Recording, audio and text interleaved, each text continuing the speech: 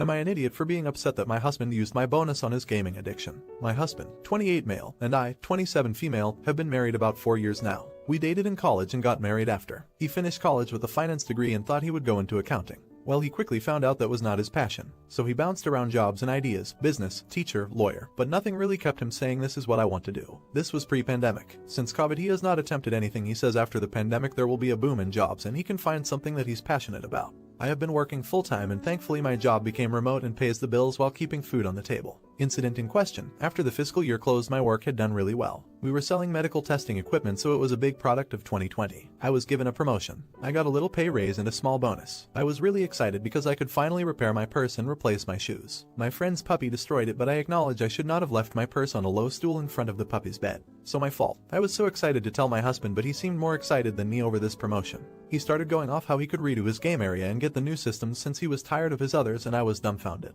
I got really quiet because I almost could not believe what he was saying. He eventually goes out and gets himself a new system, chair, and mouse. He had basically spent my bonus. I was so upset and ultimately hurt and numb. We ended up getting into an argument and he called me selfish for not being happy that he got to achieve his dream, and I am spoiled for being upset that I couldn't spend this money on me first. I basically called him an ungrateful idiot and asked why he deserves new stuff when I have been providing. He got really quiet on that one and stormed out saying he would be staying with his family, only about an hour away. I have been getting angry calls and texts due to the fact he didn't feel supported in his own home, and if I am making the money I can get whatever I want when I want, and I shouldn't throw it in his face he doesn't have an income, which is not true. I'm trying to keep a roof over our head and food on the table. All his friends and family think I way overreacted to something that makes my husband happy, and that the next time we get a large sum of money my husband said he would let me repair my purse. I haven't responded and don't think I will for a few days, but I have gotten so many "you're such a witch and an idiot" I am starting to wonder if I really am. Summary: husband is bored with this game system stuff, so he used my bonus and raise to buy him a new one without my permission, and when I got upset I was labeled selfish and unsupportive.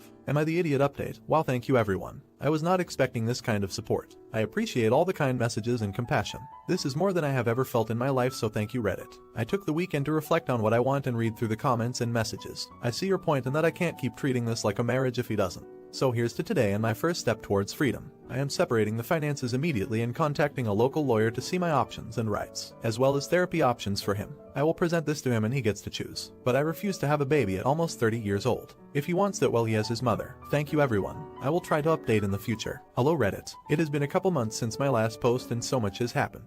I first want to thank everyone who reached out and snapped me out of this days with my soon-to-be ex. He was extremely toxic and just made me feel not even worth anything. Thus probably why it was so hard to see he wasn't it. So I want to thank everyone who offered words of encouragement and even tough love. I needed to hear it. After he went back to his parents he was waiting for my apology, which I never did. And when he noticed I drained our joint bank he escalated, saying I was his and how I could never actually leave him and that he owned me. All of my success was his and without him I would a loser drop out. His family was even worse because I had already blocked them, so they started making fake accounts and using apps to hide their number to harass me, saying I ruined their son's life and how he sacrificed everything to get me where I am, to throw him to the side like this was disgusting and I deserved to rot. I provided all this to my lawyer, who recommended I take a restraining order in case he wanted to escalate further, and to not engage ever but just keep the records. This has caused my anxiety to go through the roof and I am working on this with my therapist. I have separated the finances completely and changed my banks, even told them my ex is never allowed to access these accounts because he would take it all and run. I have changed my number and gone completely social media, less besides this. Part of me is broken that our marriage came to end over a computer. I keep thinking I am stupid and how I couldn't see the warning signs. I must look like a fool to everyone.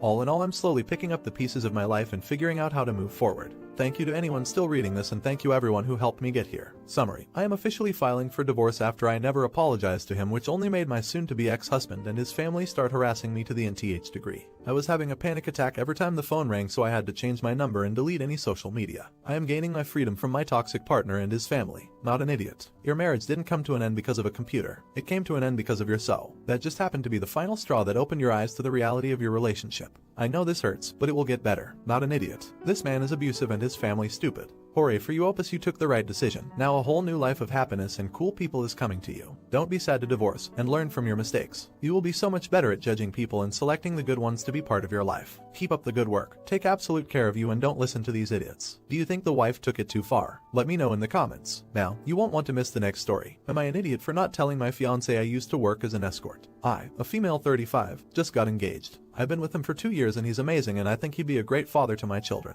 There is, however, a secret I haven't revealed. About 3 years ago, before I met him, I briefly worked as an escort. It wasn't long, about 4 months, and I don't have some sob story about how I felt abused and exploited because frankly I didn't. Like any job, it had its good and bad parts. I don't have some dramatic story about escaping it. I stopped simply because I didn't want to do it anymore. I didn't require therapy or rehab. I just moved on and got a normal job. I have been regularly tested and have no STIs, nor do I have any emotional scars from it. So I told myself it's now no one else's business because it won't impact any other relationships. However, it feels wrong I can't share this. He once asked how many sexual partners I had, and I simply said a lot and told him technically the truth, that I was prolific at one point in my life but no longer am and don't intend to do so. I'm still scared to potentially ruin a great thing if I reveal it, but I'm also not looking forward to keeping this a secret for life. Am I an idiot for keeping it secret? Update. So I thought of what everyone said and considered both sides. I decided that I didn't want this hanging over my head in our marriage. So it was tough. But shortly afterwards, one night I had a few glasses of wine and told him I had something I needed to talk about. I had considered seducing him, having sex and then telling him so I could at least do it one last time, but decided that would be manipulative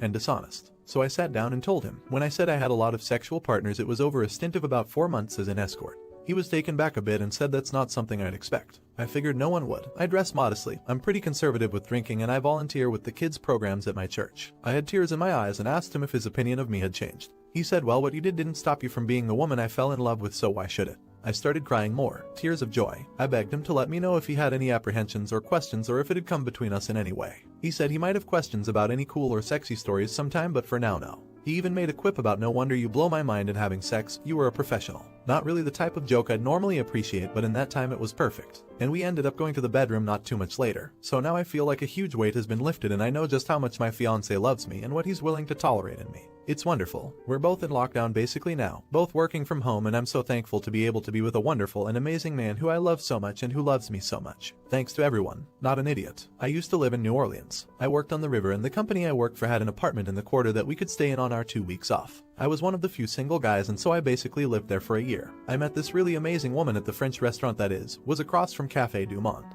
We talked, walked around a lot, had lunch and dinner later in the day and then to the burlesque show. I felt that the connection had been made, so I invited her to the apartment for some wine. She said she had to tell me something first, and that is when she told me she was an escort. She was certain that would end it. We dated whenever I was in town for 9 months. She still worked, she was safe and showed me regular checkups. I never caught anything, and to this day it is one of my former relationships that still makes me smile inside. Would you tell your significant other? Now for the next story. Would I be an idiot if I sue myself for stealing my book and making a huge profit from it? I, female 24, write as a hobby, and I like sharing my short stories with my small following. I do want to publish one day, but I want to make it perfect first since it's not edited yet. The unfinished book we're talking about came from an idea that I started to build when I was in middle school. I just finished it last year, but because of the virus, I was forced to put that project aside to ensure steady employment with my day job. My brother and sister-in-law came to visit me to introduce their baby daughter about 6 months ago. My sister-in-law just thrusted her baby into my arms even though I lack even the barest knowledge on how to hold a baby. The baby was fussy and my brother helped calm her down while my sister-in-law said she wanted to use the bathroom to pump breast milk. They left later and I didn't think anything of it until recently when I was told my sister-in-law had published a book, and it had been a while since she published. Self-publish is not as time-consuming as traditional publishing.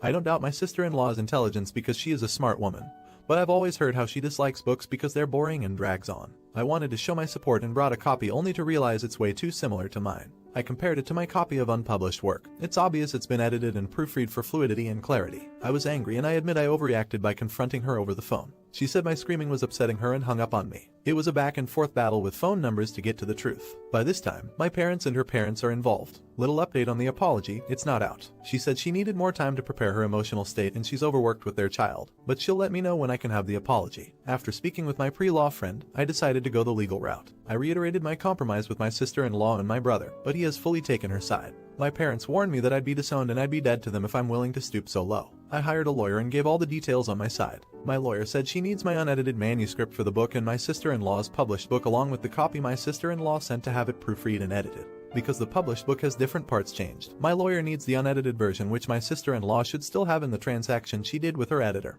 and proofreader. We took the risk to ask my sister-in-law for the unedited copy she sent to her editor and proofreader despite the chance of having her feign I don't remember their names, I don't have their contacts anymore, I don't want to, etc. I told my sister-in-law that we will go through the route of having to use third-party notarization to ensure no foul play on either part. Have one individual look at my unedited manuscript and the one she sent to her hired editor plus proofreader. Once I told her that, she must have realized I was not bluffing. Sister-in-law and my brother accepted the compromise. I take the pseudonym, the royalties, with evidence of sold copies. I stipulated that my sister-in-law must put a message out to her followers on her blog that she stole from me and not a single word in the book is hers. I thank the Redditors for suggesting that. She is clearly pissed off and disgusted with me for doing this to my own family. I threatened her with further legal proceedings if she doesn't do it. No lawsuit happened, but I'm glad I got a professional option just in case, as words got back to my parents of what I did and how dare I get a lawyer to punish my sister-in-law because her blog followers will surely lose trust in her in future revenue. I told them and my parents that if they have anything to say, use my business email. I'm done with them. They treated an outsider, sister-in-law, 1 month into dating my brother, better than they ever did to me. I don't need that negativity dragging me down.